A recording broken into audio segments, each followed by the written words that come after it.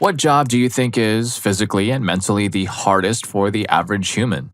I'm a father of two boys with severe global development delay and cerebral palsy. They are the most perfect humans on the face of the earth, and we love them completely. They are both dependent on my wife and I completely for every human need, including movement. Now, let you into our world of being a carer briefly. Watching two of the most important, innocent, and beautiful people in the world suffer so harshly and not being able to fix it daily on repeat like Groundhog's Day with no hope for change unless someone dies crushes the soul. The loneliness from not connecting with people because we're always caring, but if we get someone else to care for them, it will potentially create a chain of errors that will take us 3 times as long to fix versus if we did it ourselves. Alienating. Sucking at all of our multiple jobs because we've been up since 2 a.m. for days on end. Humiliating. Noticeably losing cognitive functions because of ever-present stress and spiraling mental health, but we haven't met our deductible so we can't afford mental health care. Existential dread. Getting in fight after fight at 2 a.m. over who will get up and be up with the awake, screaming child the rest of the night. Relationship wrecking ball. Having no close family to bear the burden, nobody who supports us, no true understanding. It's so cold. Going out in public looking like a substance user because our face is black and blue and torn up. Because as a thank you for what we do, they hit, they bite, they claw and scratch our faces every time we snuggle close. Not maliciously, that's just how they show love, but doing it anyway because we just want to connect with them. It's so bittersweet. And doing this with a loving heart because we know these are the good old days we will look back on fondly when their forecasted short, brutal lives come to an end. No words. Story 2. Law enforcement. Your entire shift consists of responding to everyone's drama. You are lied to by most everyone, either trying to get out of a ticket, avoiding arrest, or trying to get someone arrested. You get called all the time over neighbors fighting over just about anything, a leaf falling on the neighbor's lawn. You respond to and investigate every other evil that humans are capable of. A majority of society hates you. You're constantly hypervigilant because you want to go home safe to your family every night, and to top it off, you have to write reports, attend court on just about every encounter. It all adds up and takes a huge toll on your views of humanity and your mental health. Story 3. Care work. Physically, you have to live, turn, otherwise maneuver people who could be twice your size, and the same people are also perfectly capable of attacking you. I had my glasses slapped off my face more times than I can remember and was scratched to the point of having red liquid drawn. Mentally, it's watching someone pass away and then having to wash and dress them before the undertaker comes. It's also working a night shift and having to look after a dozen high-dependency patients by yourself because your colleagues are all either sleeping, outside smoking, or talking about you in any one of several Eastern European languages. The profession needs to attract more dedicated staff by providing training that is streets ahead of just watching DVDs, and by paying them a salary that reflects the hard work involved. Story 4. Being a correction officer, being around some of the worst people imaginable, from criminals who act like they've done nothing wrong and will hide behind she or he wanted it or they could have told me to stop, or being around literal terminators who will act like they are the toughest freaking people on the planet and will give anything to be free or make excuses on why they did it. Usually, most of the time, it's just gang-related but doesn't make it any better. Meanwhile, they're always trying to manipulate you and get constantly under your skin to try to make you lose your cool so you become one of them. They thrive off of it, and it's madness to try to ask them why they did what they did and try to even remotely understand. I could keep going about having to deal with mentally gone individuals who commit petty crimes but stay in jail because their family has abandoned them, and they just keep coming in and out all year every year. But of course, I have to treat all these individuals the same because it's my job and I have to do what's right and maintain control, custody, and care. So I will continue to do it so I can provide for my family. Story 5. Military service. Serving in the military often involves rigorous physical training, long hours, exposure to extreme conditions, and the mental stress of combat situations. Emergency first responders, police, firefighters, EMTs. These professionals face physically demanding tasks such as rescuing people from dangerous situations, administering medical aid under pressure, and dealing with traumatic events on a regular basis. Healthcare workers, doctors, nurses, surgeons. Healthcare professionals endure long hours, high levels of responsibility, and emotionally taxing situations while providing critical care to patients often facing life and death decisions. Story 6. Physical and mental at the same time? Combat military, definitely, without question. Strictly civilian, maybe a bedside nurse. No one seems to want to stick to that role very long, hence the bedside nurse shortage. I've been a CNA longer than I've been an RN and debated this to myself, but I'm going with a nurse because of the responsibility level. Both responsible, yes, the emotional and physical demands have overlap, but there's no expectation to catch a person before they go bad medically placed on a CNA, nor will they be blamed usually if and when someone does. And hospitals never want to pay for there to be enough help at bedside until the state mandates them to do so, like in Oregon or California. Maybe Michigan too, if where patients and nurses all that lucky. Story 7. Giving birth and being a stay-at-home mom. Seriously, it was one of the most traumatic times of my life. 36 hours in labor, no sleep, and I had to beg the nurse to consider a C-section because I wasn't progressing. I only got to 5 centimeters, and then during the surgery, it looked like everyone was angry at me. I was lying there and needed to retch up, and no one listened to me or helped me, so I retched on the pillow next to me. Then after the birth, there is no recovery time. They send you out with the baby, and the nurses hardly help. Then going home was even worse. I didn't realize, but I had PPD, and I was so scared because my husband had to go right back to work the day after we came back from the hospital. So I was all alone with a newborn, a first-time mother just had a C-section, and I didn't know how to go forward. I felt more alone during that time than ever. If you take anything from this, think before you have children. It changes everything, including your body and mind. I will never be the same.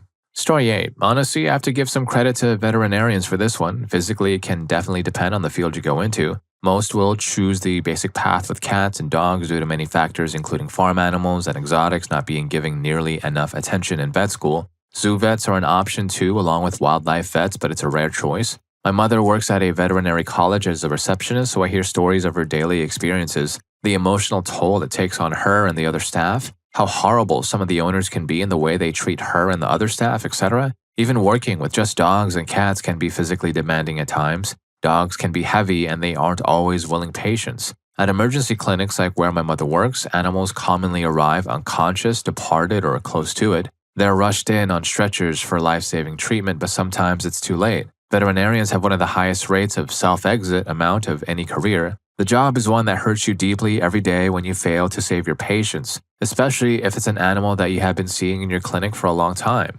Working with farm animals is where the physical part can really come in though. Ever wondered how they fix a twisted stomach in a cow? Get a bunch of people, a rope, and manhandle that cow onto the ground and roll. Just because you're the vet doesn't mean you're excluded from the hard labor. You have to determine which direction and how many times. Finally, it's your job to stitch the stomach to the abdominal wall so it can't twist again.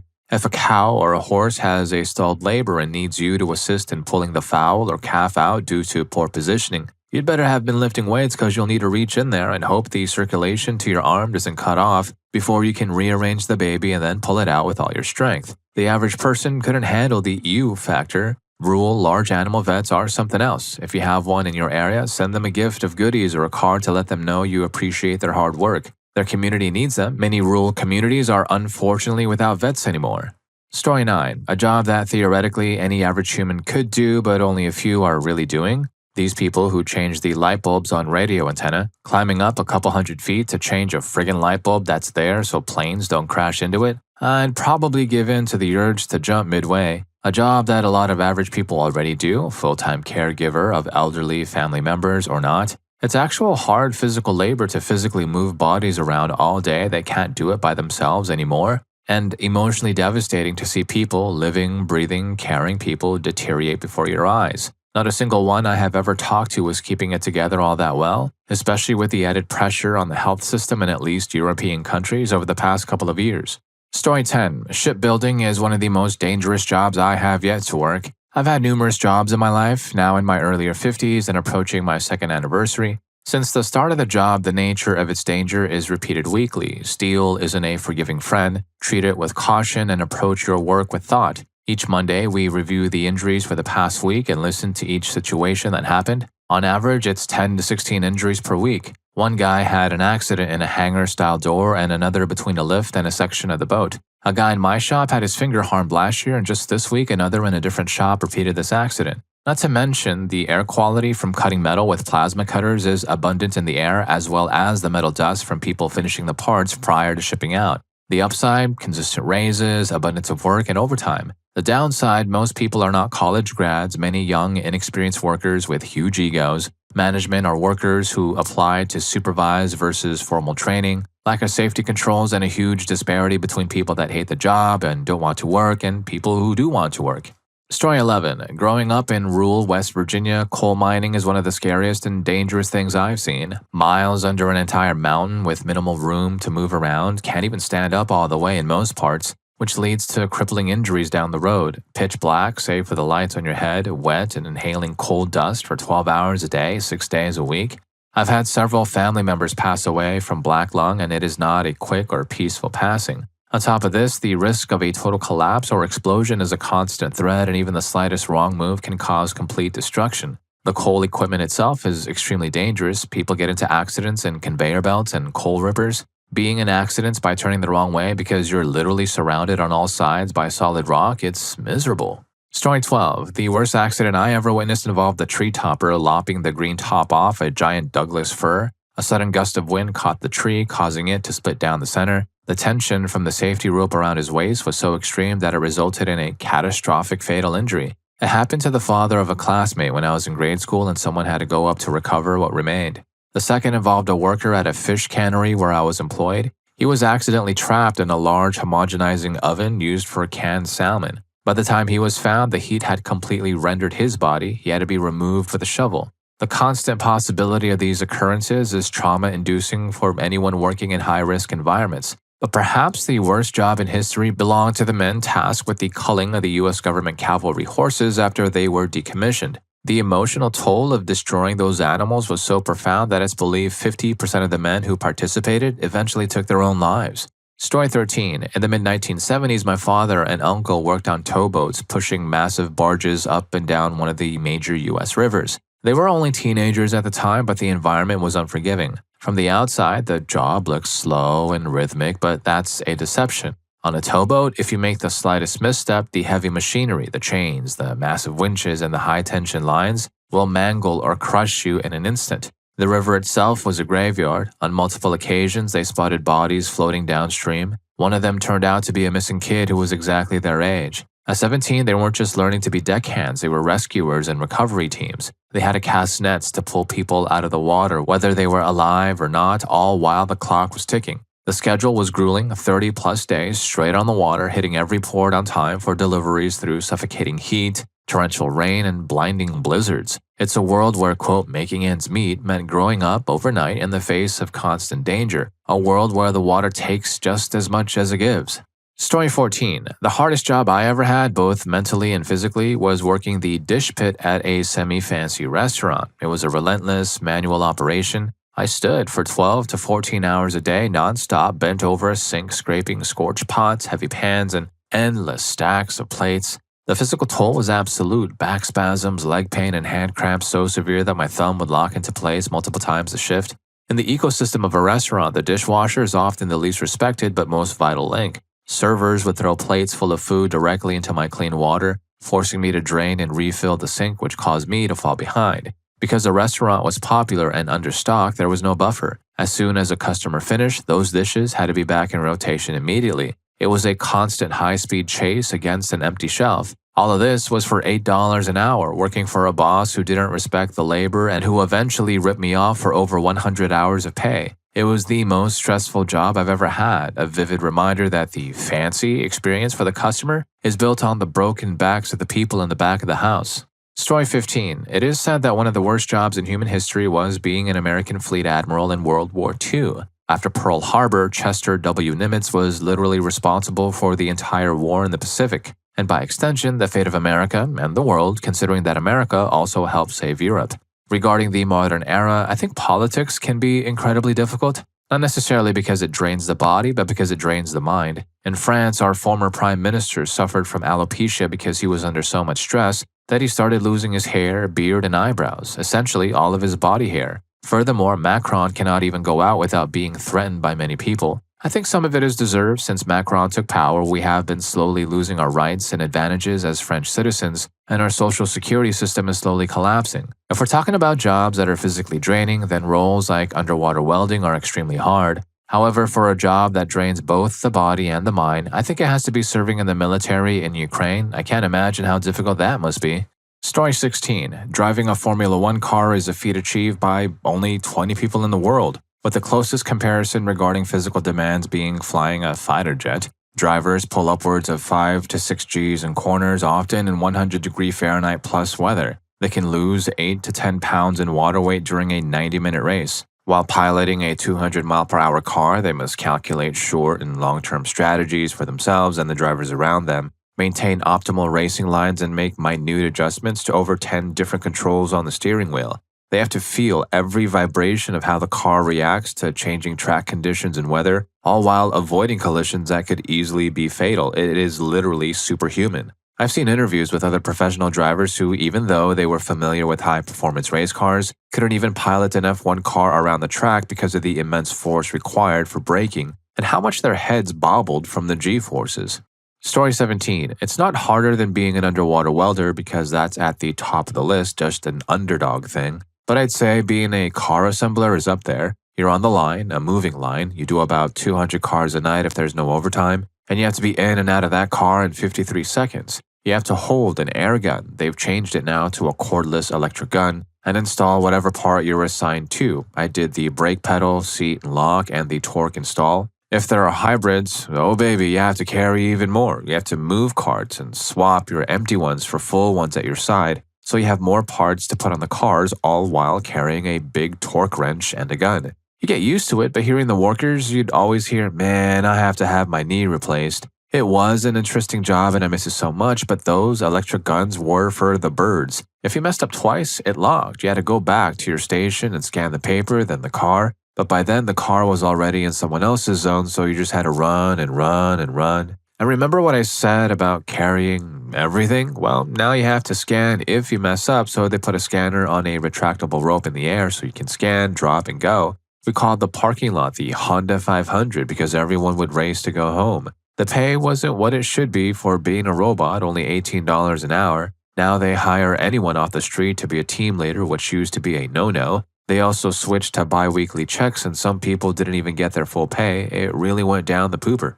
Story 18. Arborist, I can say, without a doubt, I push my mind and body to their absolute limits every single day of the week. Overcoming the body's natural defense against heights, fear, on a daily basis is no easy task. Combined with high consequences, you need to be on point because one slip-up could lead to a chainsaw accident, a log through someone's house, getting electrocuted, or ending a coworker via a struck-by accident. Climbing tweaks your body hard. It's very difficult. Even pro rock climbers don't climb 10 hours a day in all-weather conditions, rain, ice, wind, heat, hail, for years on end. There is a reason most guys are in their 20s and 30s. Only a few rare genetic freaks can keep climbing into their 40s.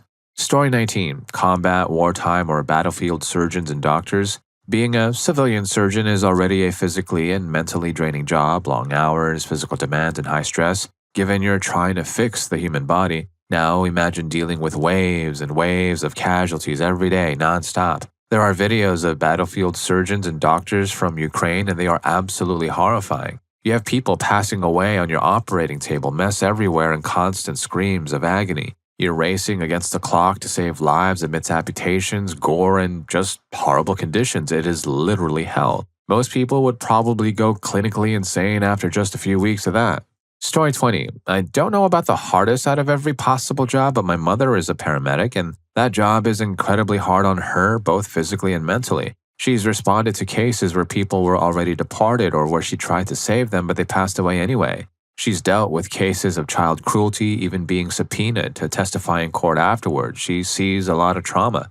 There are also many combative patients, people who insult and belittle her while she works to help them, and patients who make dirty comments. She sees a therapist regularly to cope with it all. Furthermore, she has been in several accidents while driving the ambulance because people weren't paying attention. They somehow missed the lights and sirens and crashed into her while she was responding to calls. She has had to go on medical leave multiple times for surgeries to repair the damage to her body, and not just from the accidents. She has to lift very heavy patients into the ambulance regularly, which takes a massive toll. One of the surgeries was on her shoulder. Her surgeon told her it is one of the most painful surgeries to recover from. After going through it, she said she definitely believes him. And if you're enjoying the video, don't forget to hit that subscribe and like button for more videos just like this. Story 21. In my opinion, while there are a lot of physically demanding jobs out there, most of them seem to be outdoor roles affected by weather conditions. Whatever those physical demands are, they are even worse when it's 15 degrees below zero in a blizzard, 117 degrees standing on asphalt, or out on an oil rig in the middle of the ocean. The worst job I've had was working the ramp at an airport for basically not much more than minimum wage. You're stacking 50 to 100-pound bags one after another onto a luggage cart or into the plane. Depending on the aircraft, this is often done on your knees. The pay gets better if you stay long enough, but most ramp workers I knew had bodies that were worn out after 15 to 20 years, or by the time they hit age 50. Mentally, I find anything with a time element to be the hardest. Even professional athletes make more mistakes or feel the pressure as it gets down to those final minutes. If you have a job where you are constantly monitoring a clock or being timed, it adds a massive mental burden, especially if it's game over and you can't just say, "I'll do better tomorrow." If you're skydiving and you pull the chute too late, you might not get a redo. Story 22. I don't know, but there are a lot of them. I'm an attorney and I do well. You could say it's stressful and that there is a lot of pressure and whatnot. Lawyers are often cited as being among the most depressed and alcoholic professionals, but I honestly don't understand why. Most of the things lawyers deal with aren't life or death. Most of the time, failure just means a ding to your goal of perfectionism and an unhappy client. We had some guy spend a month putting in a paver patio for us in the cold, and I was like, oh my god, I couldn't do this. All that sawing, lifting, bending over, and measuring out in the cold? And jobs get so much more physically difficult than that. This is my long-winded way of saying that we lawyers are all babies, and I have much respect for the many far more difficult professions out there. Story 23. It may not take the mental toll that many of the other answers do, but for sheer difficulty in accomplishing what needs to be done to succeed, pro athletes are insane. There are certainly some sports that don't have a huge mental component, but for the average human, it would be far easier to get to the point where you could serviceably be an underwater welder, social worker, logger, or miner than to be a serviceable NBA player. The average human? Well, there is only a tiny percentage of players of average human height or shorter who even make it, let alone succeed. Half of the population, women, is pretty much immediately disqualified because they generally don't have the genetics to be tall, fast, or strong enough for that specific league. Then, at the pro level, the game happens so fast that it is also insanely mentally challenging. There are many people with the physical tools to be in the NBA, but they can't do it because they can't process the game quickly enough. You need to be elite physically and mentally to compete, and there is a super limited number of jobs available. You can't just reach a good enough to suffice threshold. You have to stay better than the thousands of people coming up behind you. Story 24. Mentally, I would say working in palliative or end-of-life care. I worked in assisted living, so the majority of my residents aren't on hospice, but some are. It is absolutely heartbreaking and terrifying to watch someone whom you once knew to have a vibrant and kind personality turn into an anxious and aggressive shell of who they once were. The worst part is that at a certain point with dementia, all they can remember is what they knew as a young child.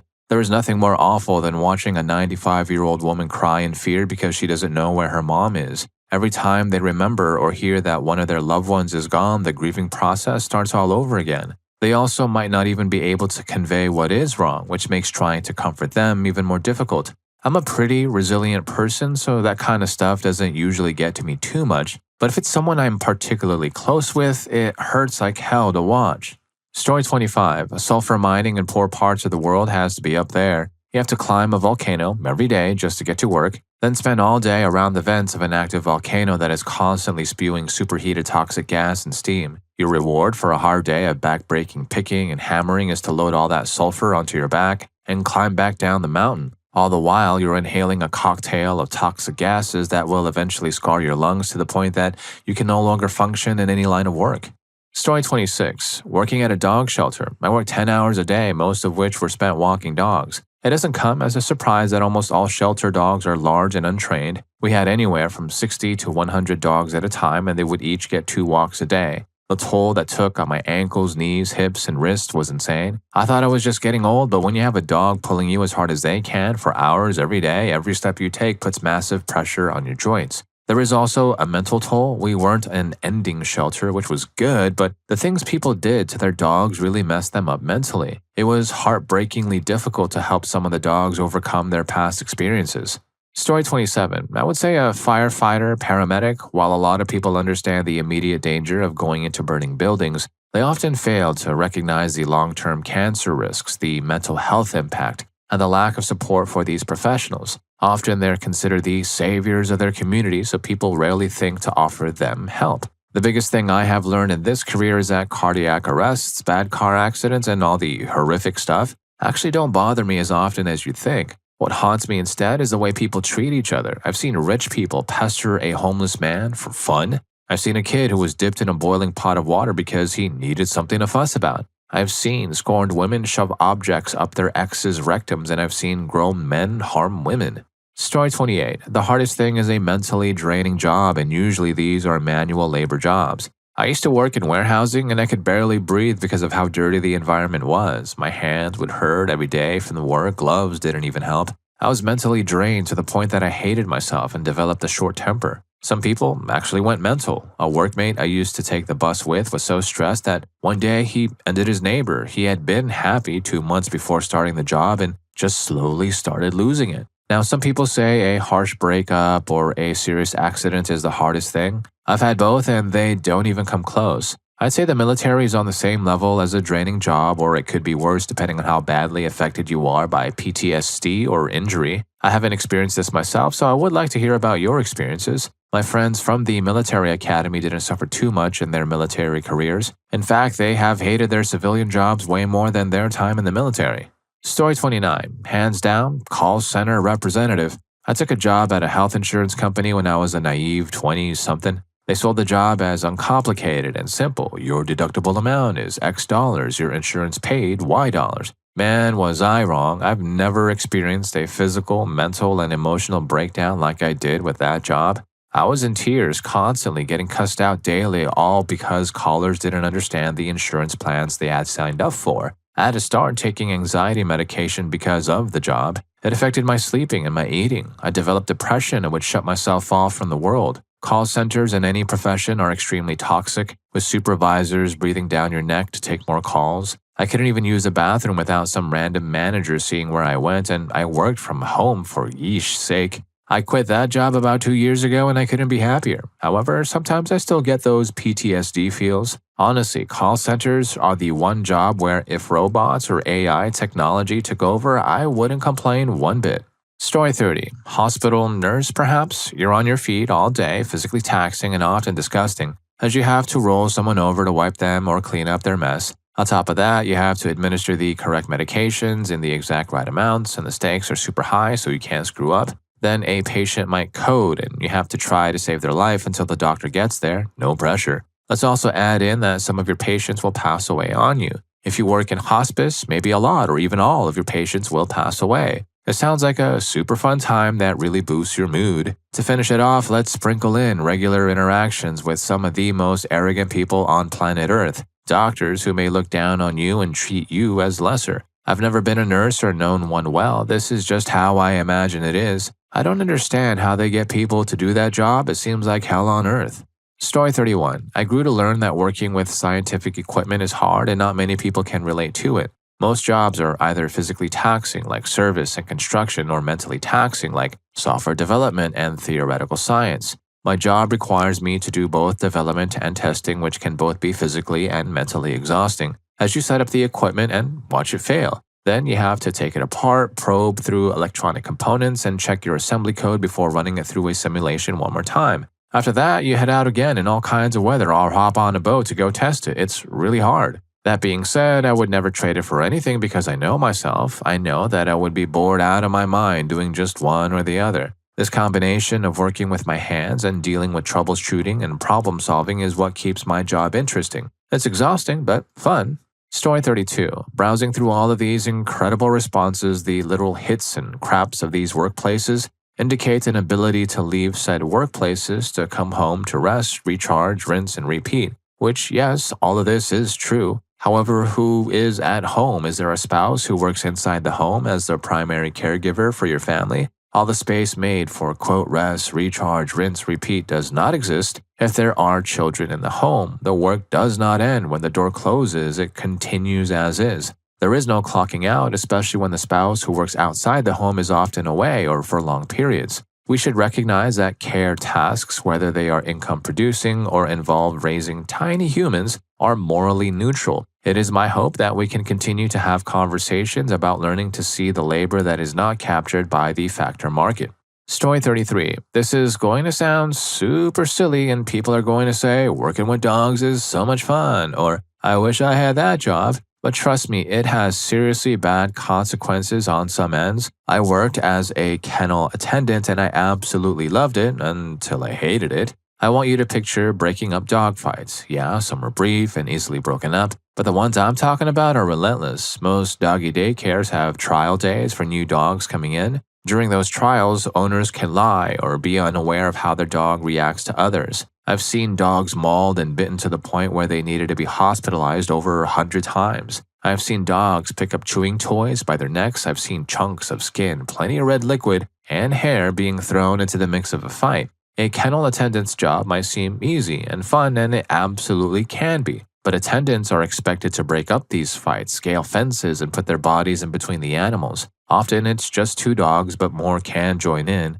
I've seen terrible neglect and cruelty from owners, all reported but with nothing coming of it, by the way. And I've seen dogs pass away, though not from injuries sustained at the establishments where I worked. Let's also talk about the injuries a person can sustain, bites that can become severely infected, often on the face, broken bones, and torn ligaments. Furthermore, some places are strictly about the money. They please the customers by lying to owners just to see the cute dog again. Well, sometimes that cute dog is a schmuck who attacks everyone and everything that walks by. It's terrifying. I've had to get knee surgery and was out for a few months. I've had my face slammed into the ground. I've been bitten literally everywhere, including my face and scalp. I genuinely did love my job and those pups were my babies, but after the knee injury, I knew I was on my way out. I know this isn't the worst job ever, but please watch out for your dogs and thoroughly inspect boarding or daycare facilities for your pups. Story 34. I live in an area with a lot of auto industry plants. I'm part of a third-generation auto worker household. I have single-handedly watched the assembly line eat away at so many people, both friends and family. Doing the same job 600 times a day, one every minute for 4 or 5 10-hour days a week, keeps your muscle memory sharp for the job, but your brain never shuts off. Whatever is bad or stressful in your home life just churns and churns all day or all week, and eventually you just can't take it anymore. Substances, alcohol, divorce, and insecurities, it all pops up and never goes away. From my experience, depression and marriage or family problems come up a lot. The conditions at the plant don't help anything either. There are needles in the parking lot, no heat or AC, and literally trash pandas, raccoons running around inside the plant. I commend the ones who do it. Story 35. Being a dad, working full-time and always questioning yourself, you wonder if you make enough money or if you work too much. Most times it's both at the same time. You question whether you provide enough, and most of the time you feel like you don't. You take care of the chores, the kids, and your wife. You maintain the house, the garden, the bikes, the cars, and the toys. You're the one burying pets and handling the hard stuff. At the end of the day, you're often confronted with everything you did wrong. You deal with how little some people think of you, including those who are or should be the closest to you. You feel unseen, unaccepted, and unrespected, and when you're asked how it's going, you simply answer, "Good, I'm fine," because you don't want to worry anyone close to you. Story 36. The people who work with the FBI to track down dark web criminals. You basically have to spend 8 hours a day sifting through the most gut-wrenching, awful things humans could do to another human. Watching and listening to videos to try to find clues about the perpetrator, listening to screams being cut off, listening to the criminals talk as they do things. Being able to do nothing except watch and listen and hope that they let something slip so they could be caught. I've heard there's enforced leave and therapy for that job, and most people walk away with severe emotional scarring from the things they've witnessed. Story 37. From what I can see, being a public school teacher in the US must be at the top of the list. It's low paying and doesn't command the respect it once did. Plus, it seems your job description, goals, and what is allowed or forbidden are constant moving targets. It is also a long workday. You have to get up in the wee hours of the morning to get to school before the students. School starts early so parents can drop their kids off before work. If you work at the school but have kids of your own who go elsewhere, you're out of luck, I guess. You work all day, often on your feet, and then you have grading and administrative work for the rest of the afternoon and night. Even the students who don't have behavioral issues, learning disabilities, or difficult home lives still have different learning styles, and you need to cater to everyone. Then you have to deal with the parents, the ones who blame you for everything their child doesn't do well, the ones who argue every point and threaten to go to the administration to have you punished, and the ones you are afraid to talk to about even minor issues because they might go home and go ballistic on their child. On top of all of this, you are paid very little because you only work 9 months out of the year, yet you still have to buy school supplies out of your own pocket just so your class can function. Story 38. Being a mother. For real though, I'd have to say being an EMT, I'm not an EMT, but I plan on working my way up in the medical field. I love gross anatomy and the like, it doesn't bother me at all, but human suffering gets me right down to my core. I can't stand to hear people cry or scream in pain or fear, it cripples me. I can't imagine having to be the first person on scene where a child was decapitated by their seatbelt or where there was a house fire with almost no survivors. It is easily one of the most underpaid positions in the medical field, and I respect the hell out of anyone who is willing to do it. Not to mention, the EMTs I've known or worked with were all super down-to-earth and friendly. It's hard to come by those types in medicine. I appreciate them so much. Story 39. Any sort of policymaker dedicated to the public good, and here is why I could never do it. A 100% success rate is unheard of. It's amazing, nobody has that. Everyone gets their policies rejected sometimes. When you fail to convince others to accept your policy, people suffer. Sometimes people die. Even with an amazing 95% success rate, you still can't escape that 5% of situations where you could have helped save people, but someone didn't let you. Forget a single patient or a single orphan child. Forget a large bridge that could collapse if you did your job poorly, and hundreds of people, thousands if not millions of people can and will be hurt even when you are doing your job right. You've dedicated your entire life to helping people, and yet who is opposing you? People with money who want to keep things as they are, and with money comes more power than you will ever have. Then there is the uneducated public who have somehow convinced themselves to vote against their own interests. I believe people are smart, they do what makes sense at the time. However, it is because of the environment they are in that what makes sense does not always align with the best interests of society. The world is not fair, and being in a position where you have little power but must constantly interact with those who do highlights that unfairness more than ever, especially when you read reports on the numbers of people hospitalized or departed. Whether you're an environmentalist watching California homes burn, a public health official watching cardiovascular disease, obesity, and diabetes rates climb higher, or a CDC official watching the return of almost eradicated diseases due to a willingly unvaccinated population, you will hurt if you care about your job. You will hurt because you are the right person for that job and you are stronger than I will ever be. Story 40. Being a good parent. You do the best you can, yet someone always has something to say or passes judgment on you, your parenting style, or your kids. Love your kids, but don't be their friend until they're grown and have shown they can support a family of their own. Until then, be a parent. While they're young, read to them, talk to them, and spend a moment just sitting with them at least once a day. Be intentional with what you say and how you act. Let them be a kid while you can, but bring them back in line when they stray. Hug them, tell them you love them, show them how to act and how to treat each other and their mother, father, or guardian. When they get a bit older, remind them from time to time they were little once. Read with them, listen to them. Talking to them was for when they were little. You have to listen now to see if they listen then. Hug them, tell them you love and respect them. Alright everyone, this old man has work in 4 hours. I'm gonna kiss my sleeping kiddos on the forehead, and when I wake up to sneak out without waking anyone, I will kiss their mother on hers. Love each other and be good today. And if any of these stories got to you too, here's more for you. YouTube thinks you're gonna love this. I'll catch you in that video.